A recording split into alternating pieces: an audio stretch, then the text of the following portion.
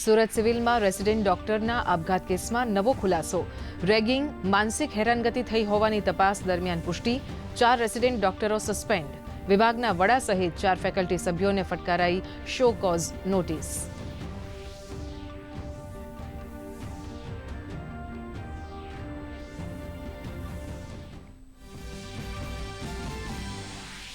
હાથમાં રાષ્ટ્રધ્વજ, દિલમાં રાષ્ટ્ર પ્રથમ.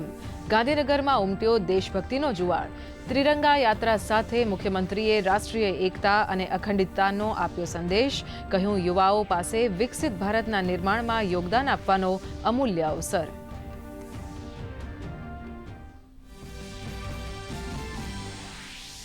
પોરબંદર સહિત સૌરાષ્ટ્રના 11 જિલ્લાઓમાં વિશ્વ સિંહ દિવસની ભવ્ય ઉજવણી. મુખ્યમંત્રીએ કહ્યું, સ્થાનિક લોકો અને સિંહો વચ્ચે સહઅસ્તિત્વની ભાવના બની વધુ મજબૂત.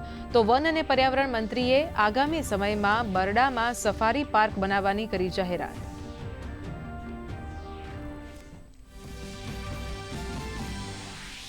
સતત ચોથી વખત એનઆઈડી અમદાવાદે રાષ્ટ્રપતિ ભવન માટે તૈયાર કરી આમંત્રણ કીટ.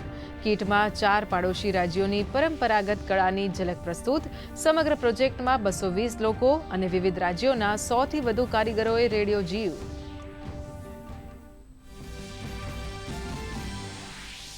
રાંચીમાં ટીયર ગેસ અને લાઠીચાર્જના પ્રયોગ વચ્ચે વિદ્યાર્થીઓનું વિરોધ પ્રદર્શન. ગરમાગરમી વચ્ચે જેપીએસસીના પૂર્વ અધ્યક્ષની સીઆઈડીએ કરી ધરપકડ. ઈડીએ પણ કેસ કર્યો દાખલ. તો ટીડીપીએલના ડિરેક્ટર સહિત 8 લોકો તપાસના ઘેરાવમાં. રાજ્યસભાએ ડિજિટલ એમડીઆર ચાર્જ સંબંધિત ટેક્સેશન બિલ લોકસભાને કર્યું પરત. બેન્કર્સ બુક્સ એવિડન્સ બિલ પસાર. ડિજિટલ અને વર્ચ્યુઅલ બેન્કિંગ રેકોર્ડ કોર્ટમાં પુરાવા તરીકે માન્ય ગણાશે. અંગ્રેજોના કાળનો કાયદો થશે નાબૂદ.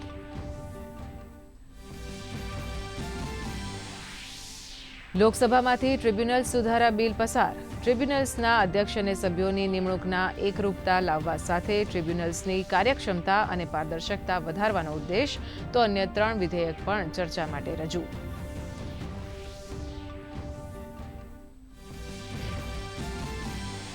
કટોકટીના સમયે 112 બની સંકટમોચક.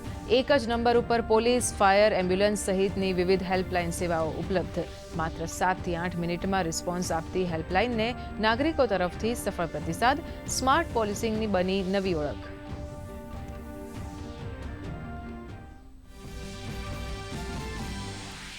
ત્રણ સિસ્ટમ સક્રિય થતા ગુજરાતમાં ચોમાસું ફરીથી સક્રિય. મધ્ય અને ઉત્તર ગુજરાતમાં વરસાદી માહોલ. પંચમહાલના શહેરમાં છેલ્લા 2 કલાકમાં નોંધાયો 1 ઇંચ વરસાદ. આવતીકાલે અરવલ્લી, મહીસાગર, પંચમહાલ, દાહોદ અને છોટાઉદેપુરમાં ભારે વરસાદની આગાહી. સરદાર સરોવર ડેમમાં 82.18% જળ સંગ્રહ.